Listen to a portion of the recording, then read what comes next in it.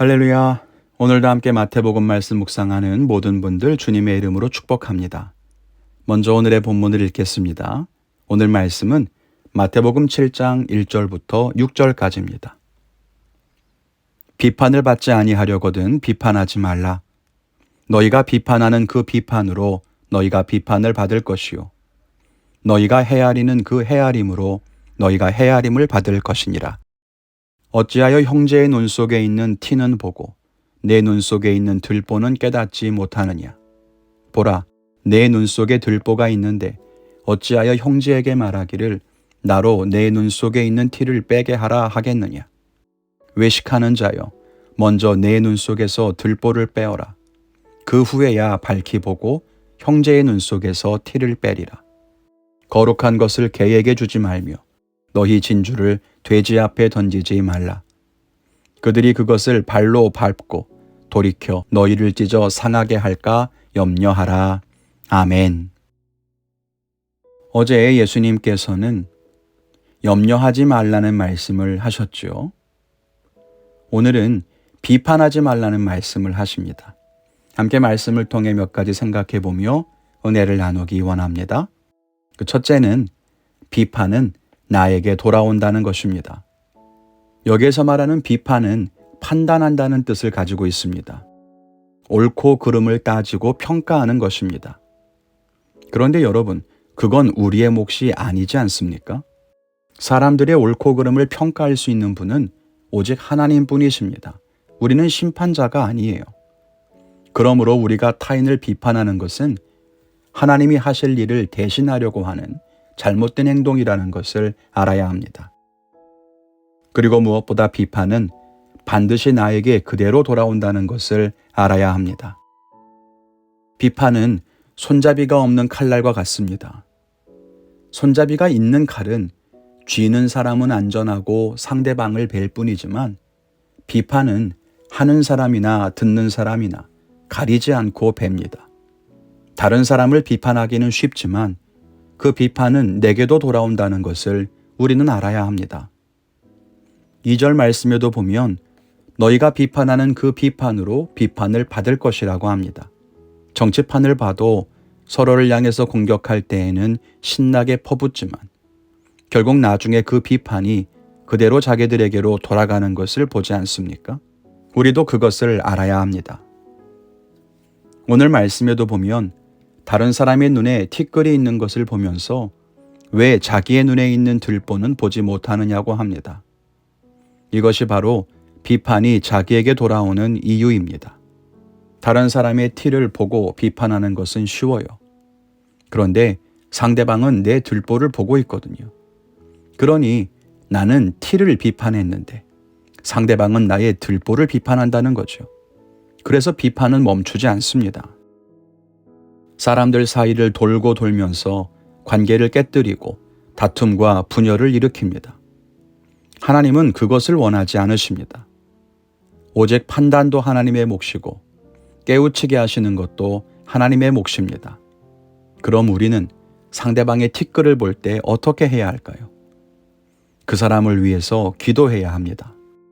상대방의 연약함이나 잘못을 보게 되었을 때 그를 위해 조용히 기도해야 합니다. 그리고 혹시 그 잘못이 상대방을 해치거나 공동체를 힘들게 한다면 비판이 아니라 사랑으로 권면해야 합니다. 그리고 이 과정에서 지혜가 필요하죠.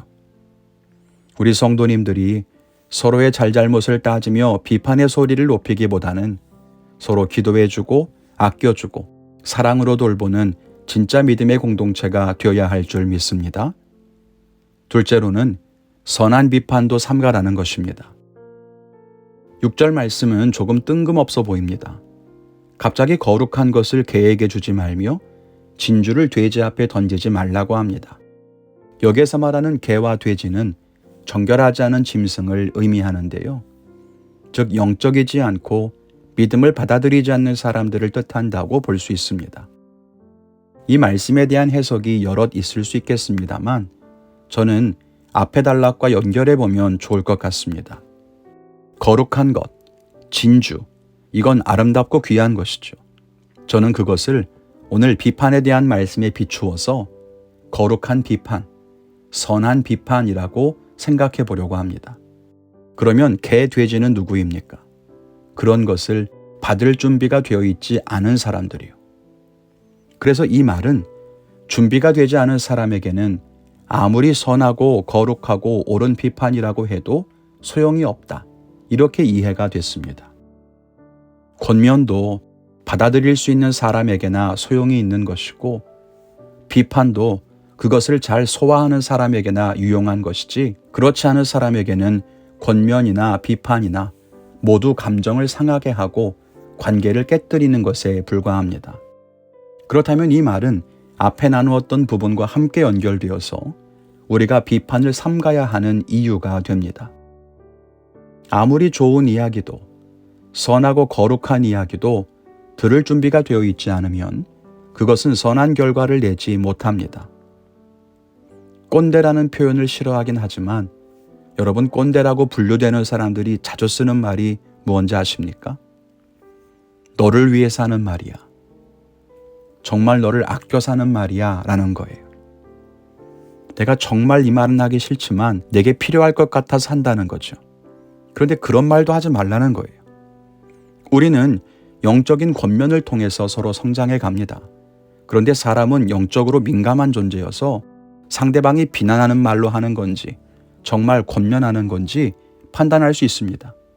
그런데도 그런 준비가 되어 있지 않은 사람, 권면조차도 비판으로 받아들이거나 공격으로 받아들이는 사람이 있다면 비판, 권면, 여러분 그건 전혀 무익한 것이 되고 맙니다. 그러므로 우리는 어떤 경우에도 다른 사람을 향한 비판을 멈춰야 합니다. 그 사람이 정말 잘못했다고 해도 내게도 흠이 있음을 알고 비판을 멈춰야 합니다. 그 사람을 위한다는 명목으로 비판하는 것도 멈춰야 합니다. 오해하시면 안 돼요. 악한 것을 보아 넘기라는 말도 아니고요. 다른 사람을 위해 조언하지도 말라 그런 뜻은 아닙니다. 비판과 판단, 정죄를 멈추라는 거죠. 우리가 오직 하나님의 사랑 안에서 하나가 되고 서로를 세워주는 믿음의 사람으로 살아가야 할 것입니다. 저는 오늘 말씀을 통해서 오늘 하루 다른 사람을 보며 평가하거나 판단하는 말과 생각들 하지 않기로 결단합니다. 뉴스를 볼 때마다, 정치나 사회 소식을 들을 때마다 한숨과 분노의 말들을 쏟아놓을 때가 있는데요. 오늘 하루 비판을 멈추고 기도해야겠습니다. 여러분은 어떤 결단을 하셨습니까? 그 결단을 힘써 지킬 수 있도록 하나님의 힘과 능력이 여러분들에게 충만한 하루를 살게 되시기를 주님의 이름으로 축복합니다. 감사합니다.